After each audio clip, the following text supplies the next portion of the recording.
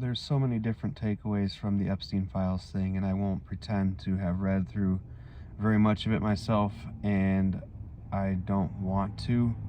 I'm able to gather enough, as you probably are if you're watching this video, probably have been able to gather enough to kind of know what's there and know how bad it is. I think there's a lot of different takeaways from this, but there's only time for so many videos, and I want to focus on one that's really, really huge. When I was in 6th grade, I'll tell a personal story. When I was in 6th grade, I had to, or was asked to, write an essay, who is your biggest hero? Pretty simple. And I didn't really have to think about it. I mean, I thought a lot of people would say this, or would, initially think this, and then would feel like maybe I should write something else. But my first thought was, my dad is my hero. My dad is my biggest hero. I know I'm supposed to pick some sort of celebrity or, athletic star or whatever, but this is a no-brainer for me. My dad is my biggest hero, and still is. I'm an adult now. I know that my dad isn't perfect. I know that my perception and image of him when I was a child was slightly, incomplete. But both of my parents are still very much heroes to me. And there's a few different reasons for that, but the point of this video, what I want to say is, if you're a parent, or if you want to be a parent, you can and should be a hero for your kids. And not just by doing one grand gesture, and the same thing for your spouse and everything else too. We are drawn towards these grand gestures to prove, or to show how much we love people, but it's not that. It's the little things and the big things, day in and day out. It is being there. It's showing that you care on a day-to-day, hour-by-hour basis. And it's being cool too. Like, you're allowed to be a cool dad. My dad was a cool dad. And you also have to balance that with the best interests of your kids, because just being cool, being the star of the show isn't always in the best interest of your kids. And if you can balance those things, you are a hero. I think that part of what has gone wrong, or is wrong, or has always been wrong perhaps, in society, is hero worship. Worship of celebrities, worship of sports figures, even political figures.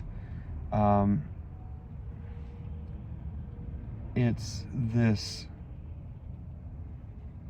idea that we're going to look to them, to these people who are probably some of the least grounded people in society, and who may be starving for a lot of the things that we get through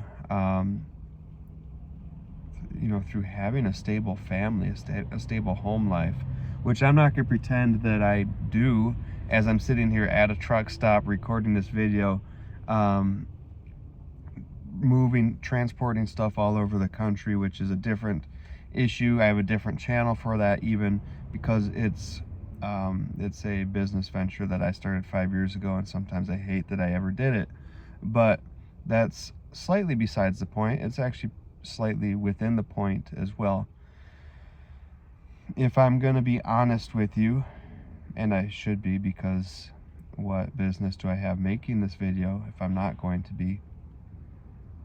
I've been married. I got married very young, relatively speaking, for our society, and with a lot of uncertainties, a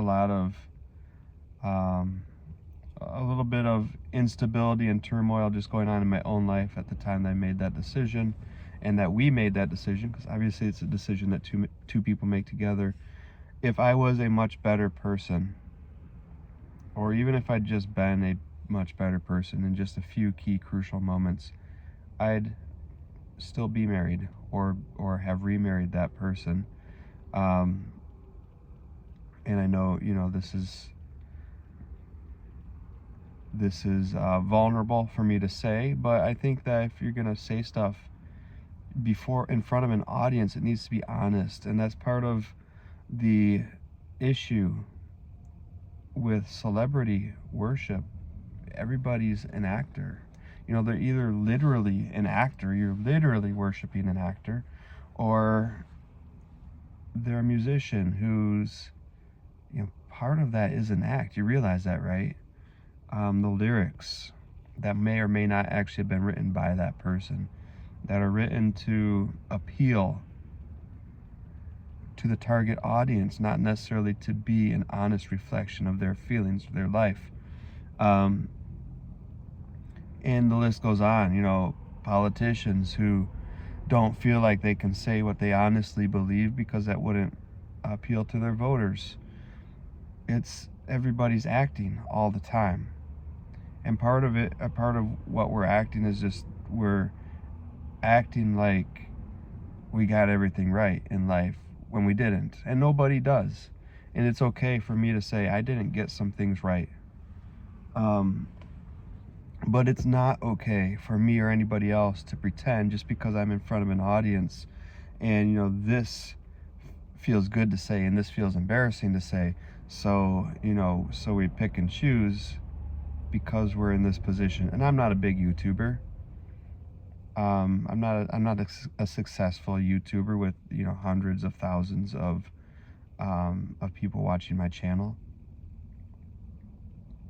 But a lot of people are justifying everything that they've given up in life because of the fame, because of the money, because of the influence, the position of influence, the position of power or perceived power, and the position of getting your own self-worth from what everyone else thinks of you. And all of a sudden, you aren't you, you're this image that you think other people want to see. I think that happens to celebrities of all kinds. They lose track of who they are in order to become the character that they think they need to be. And I think some of that's legitimate, like people who start a band when they're really young. They love music. Okay, I loved music. I still love music. I still play music. I dreamed of starting a band, as many people have done, and I'm sure, if it's not that, you might dream of being an actor, a celebrity, a professional sports player, whatever, a professional athlete. But it's not that isn't meaningful to you. It's not that it isn't meaningful to those celebrities. It's not that it isn't true to a part of who they are, but it starts to become distorted. It starts to become everything. It starts to become more than it was ever supposed to be, or it just happens so fast. And this is something that happened to me when I got married, and I think happened to my wife as well from her perspective.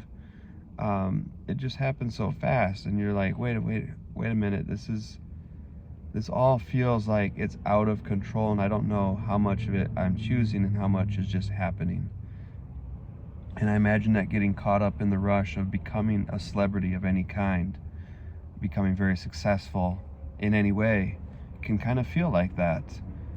And so you have these people who are really uncertain about who they are in reality, but on the outside, they feel like they have to portray confidence.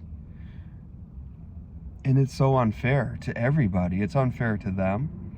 It's unfair to all of us too, who are looking to them as our source of inspiration, and yet they probably want to have a lot of what we have, of just normalcy. And anymore, things have gotten pretty crazy, and maybe no one wants to have what the average American has, because we have less and less all the time relative to the ultra rich. Maybe ultra rich was a Freudian slip there, but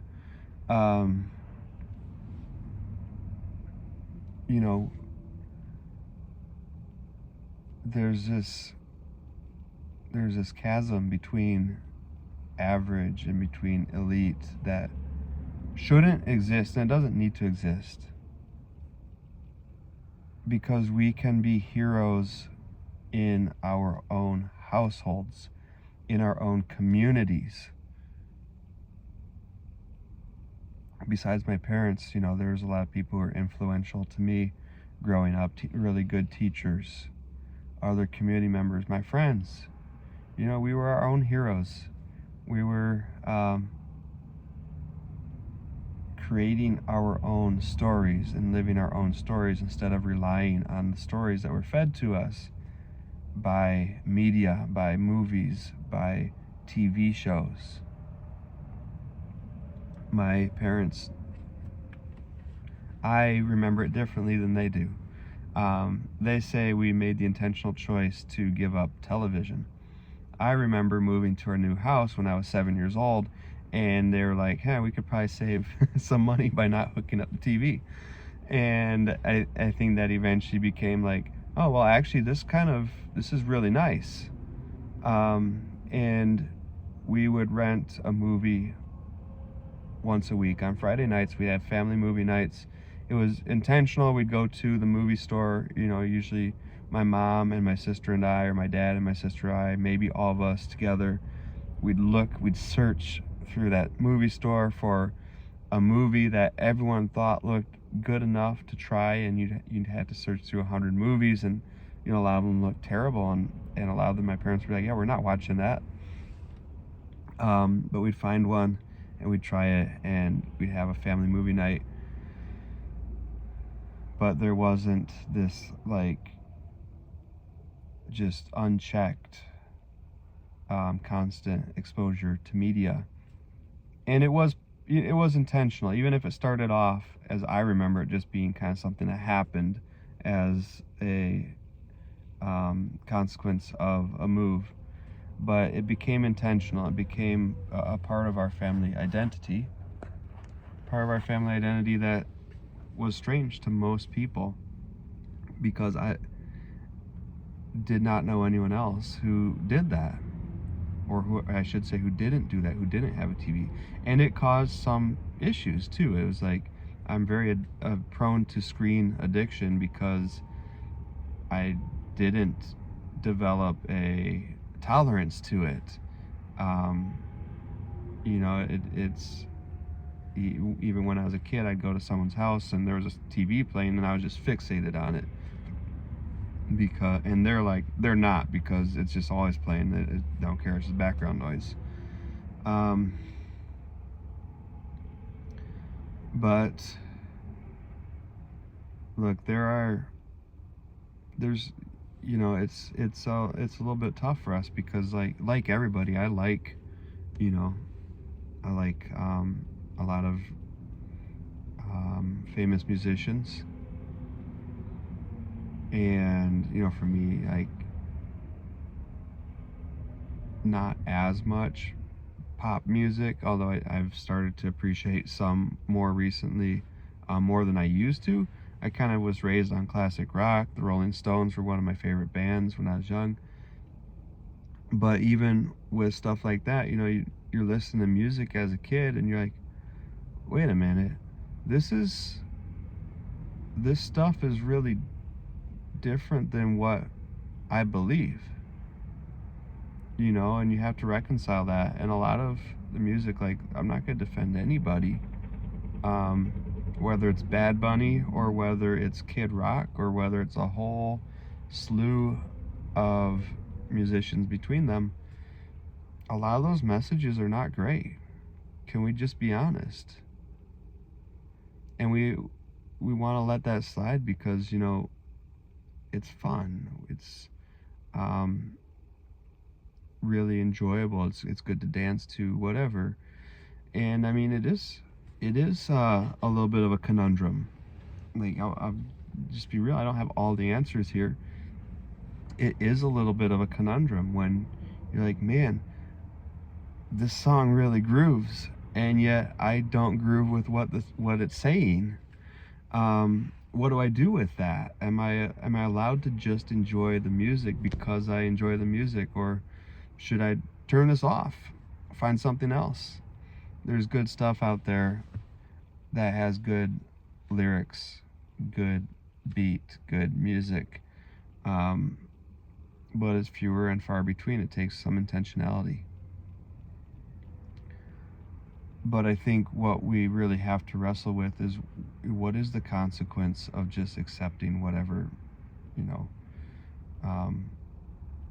whatever culture, and specifically celebrity culture, throws at us.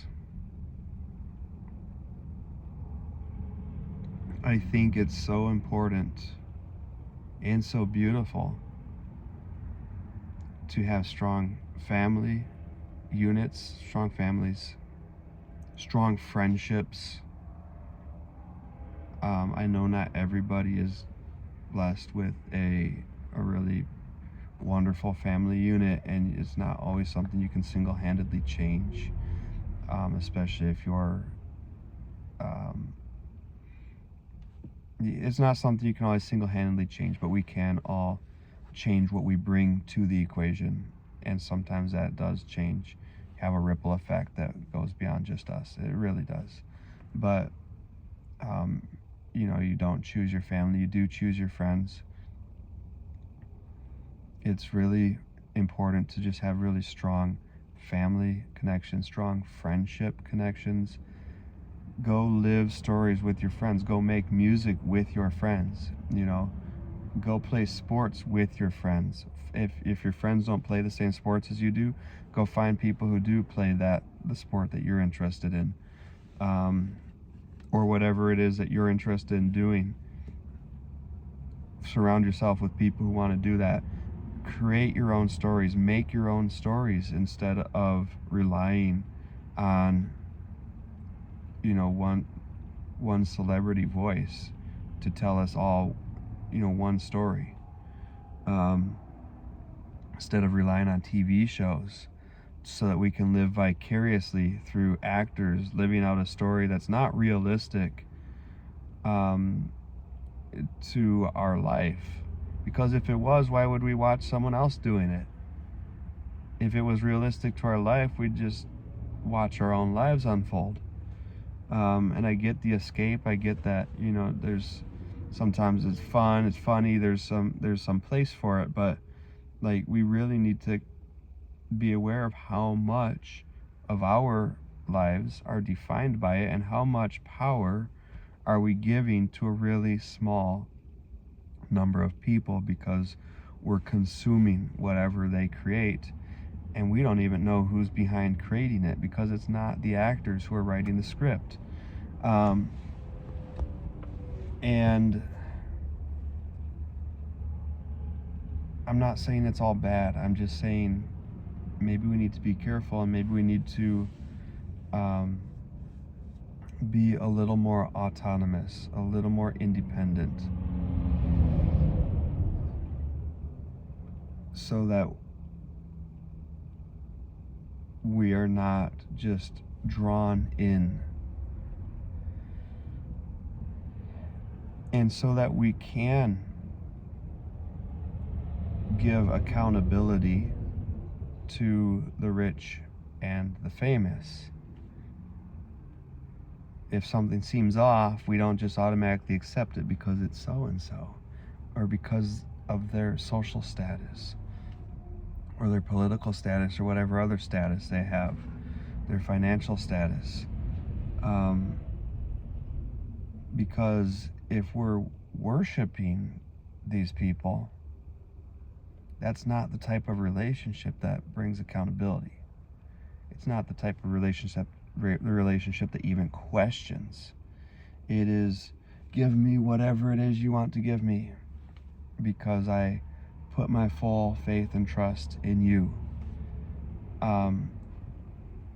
Celebrity worship is part of what's been so enabling of these people, and even maybe to some extent a cause, because we're all humans. We all should be redirecting each other to some extent. We should all be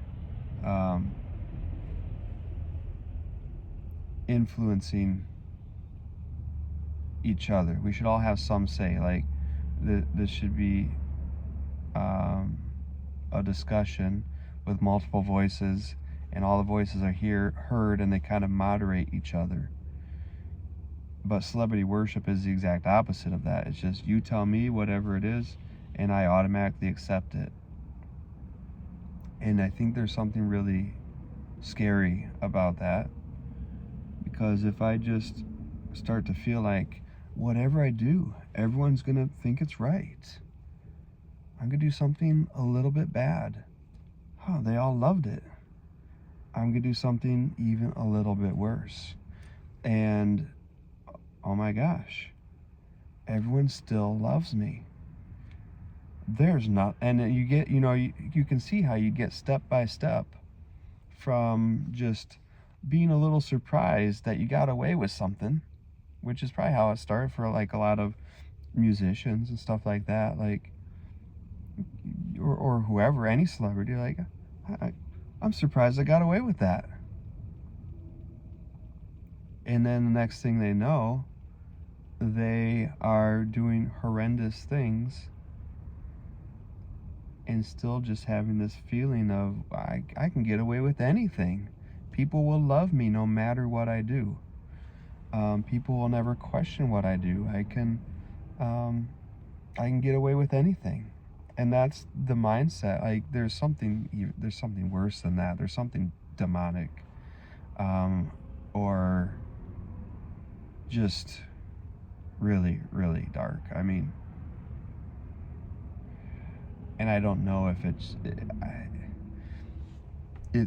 I don't want to think that the inevitable path that anybody takes when they're allowed to do anything is to gravitate towards the worst, most horrific possible things that they could do.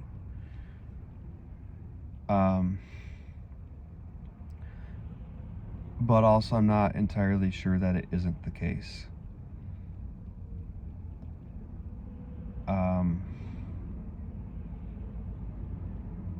That may be a different discussion topic. But I think that to bring it back to what I started this discussion with, when you are in good relationship with the people around you, when you're a hero for your own children, or if you don't have kids, your friend group, you go out and you're each other's heroes. You live stories that are worth telling. You are checks and balances for each other. You moderate each other,